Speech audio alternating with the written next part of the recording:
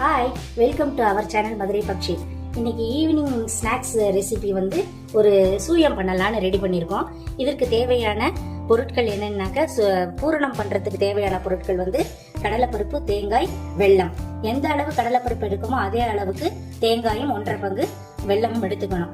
கடலைப்பருப்பை லேசா வறுத்துட்டு 1.5 மணி நேரம் ஊற வச்சுட்டு ஒரு 5 விசில் வாங்கி எடுத்து வச்சுக்கணும்.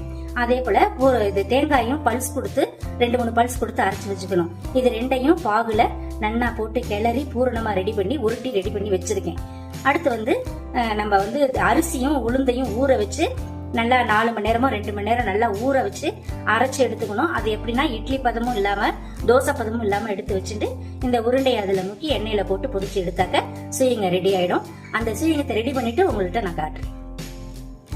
உளுந்தும் சரி பங்கு போட்டு 3 மணி நேரம் ஊற வச்சு இந்த பதத்துக்கு அரைச்சு எடுத்து வச்சுக்கணும்.